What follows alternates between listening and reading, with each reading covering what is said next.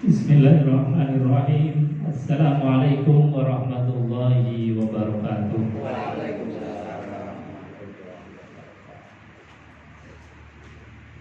Bismillah. Innal hamdalillah nahmaduhu wa nasta'inuhu wa nastaghfiruh wa na'udzu billahi min shururi anfusina wa sayyiati a'malina may yahdihillahu fala mudilla lahu wa may yudlil fala hadiya lahu. Rabbi shrah li sadri wa yassir li amri wa hlul 'uqdatam min lisani yafqahu qawli. Wallahu ta'ala fi kitabil karim wa huwa asdaqul qailin. A'udzu billahi samil 'alim minasyaitonir rajim. Bismillahirrahmanirrahim. Ya ayyuhalladzina amanu taqullaha haqqa tuqatih wa la tamutunna illa wa antum muslimun. Shadaqallahul azim wa shadaqa rasuluhul karim wa nahnu ala dzalika minasyahidin. Walhamdulillahi rabbil alamin. Bapak Ibu hadirin jemaah pengajian rutin Kamis pagi Yayasan Rumah Quran Semarang, alhamdulillah kita bisa hadir kembali di tempat yang mulia, di majelis ilmu, majelis zikir, yang mudah-mudahan hadirnya kita di tempat ini senantiasa diberikan berkah oleh Allah Subhanahu wa taala, berkah umurnya, berkah rezekinya, berkah ilmunya, sehingga dengan berkah insya Allah kita akan dimasukkan surganya Allah. Amin ya rabbal alamin. Bapak Ibu hadirin jamaah yang dimuliakan Allah Subhanahu wa taala, sebelum melanjutkan kajian tafsir Al-Qur'anul Karim, perlu kami sampaikan, karena ini sudah menjelang tahun-tahun politik, kami harus menyampaikan bahwa di dalam majelis ini itu adalah majelis ilmu. Jadi pure, tidak ada istilahnya dukung mendukung. Ini perlu kita sampaikan di awal. Kalau kita kajiannya ilmu, berarti cara pandang kita dengan cara pandang ilmu. Jadi ketika ada sesuatu yang harus diapresiasi secara ilmu, karena memang Quran pun mengatakan demikian, harus diapresiasi.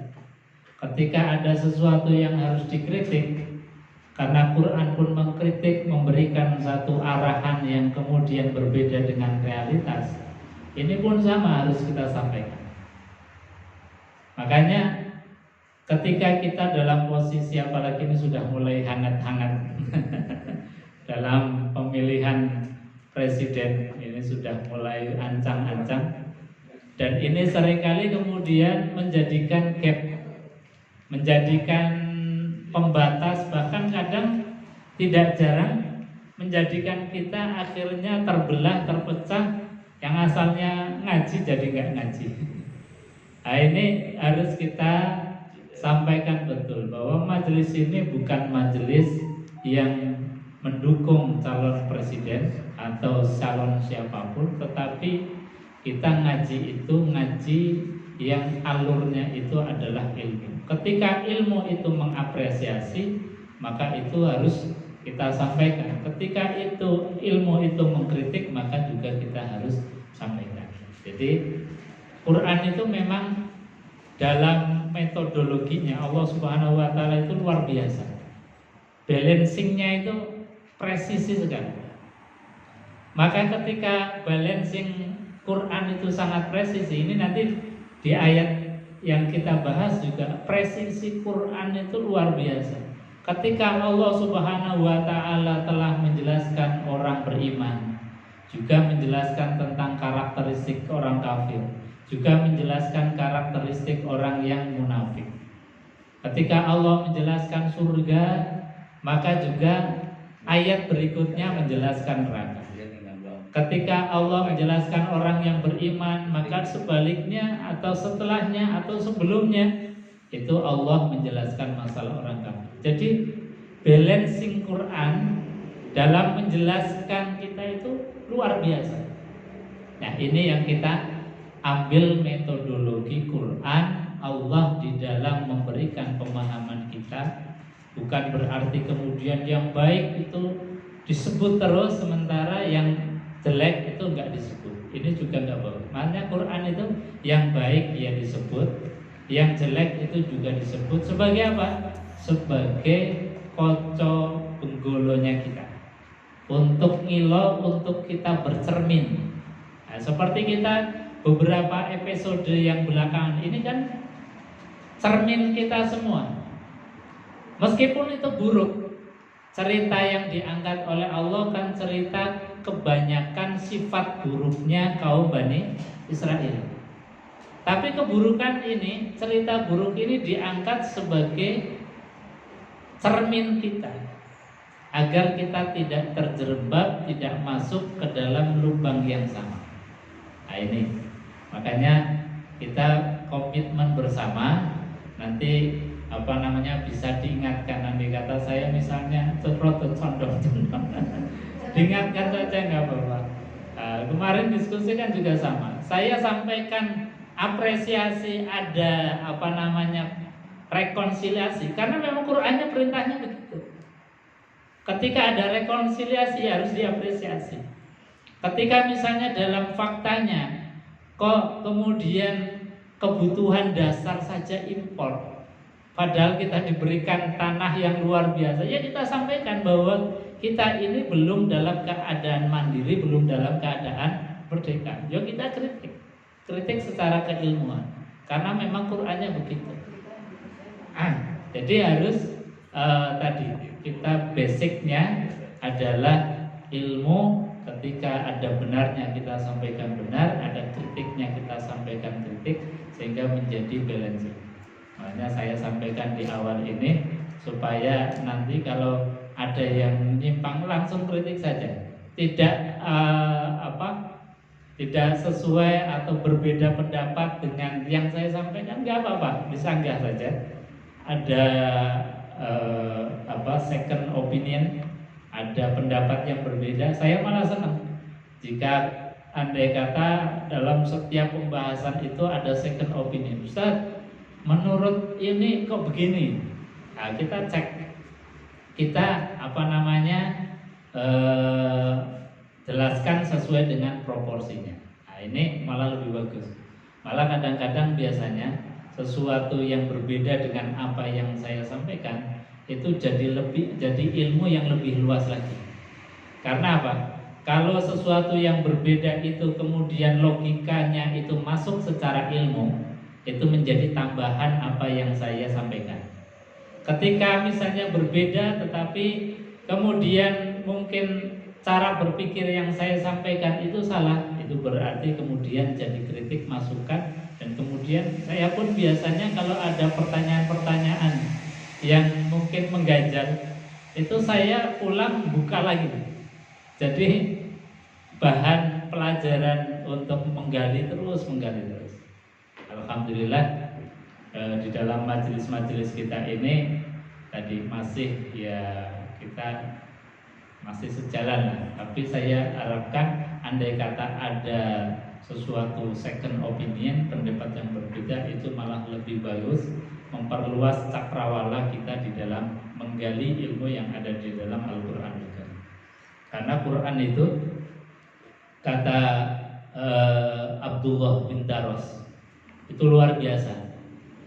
Quran itu digambarkan, bayangkan seperti permata. Ibu-ibu kalau punya permata itu kan punya banyak sisi-sisi, yang setiap sisi-sisinya itu indah. Ketika orang itu melihat permata dari sisi keindahan sebelah kanan, orang lain bisa melihat keindahan Quran dari sisi sebelah kiri. Bisa juga yang lain melihat Quran keindahannya dari sisi yang lain. Jadi ketika Quran itu bak permata, yang sisinya itu banyak, yang setiap sisi itu memancarkan keindahan masing-masing, mozaiknya luar biasa. Maka jangan kemudian ketika kita melihat permata dari sebelah kanan membatasi orang lain jangan melihat dari sebelah kiri. Itu jadi sempit sekali. Karena keindahan Quran itu tak terbatas. Dari segi lughawinya saja itu luar biasa. tentang ritme sajaknya.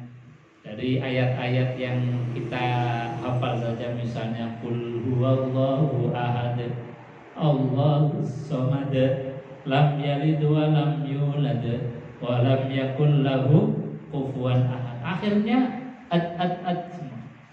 Qul a'udzu birabbin nas malikin nas ilahin nas min syarril waswasil khannas alladzi yuwaswisu fi sudurin nas minal jinnati wan nas. Semuanya SSS. Quran bukan karya sastra, tetapi keindahan sastra Quran melebihi karya sastra. Quran bukan puisi, tapi keindahan daripada kalimat-kalimat pilihan diksi di dalam Quran itu melebihi dari keindahan puisi siapapun. Jadi ini kan angle cara pandang dari segi kebahasaan saja. Orang melihat dari sisi angle bahasa itu sudah indah. Tapi tidak semua orang kemudian melihat dari sisi ini. Kadang ada orang yang melihat dari sisi hukumnya. Oh, hukum Quran itu luar biasa sempurna. Maka ketika kemudian orang lain melihat dari angle yang lain, itu jangan disalahkan.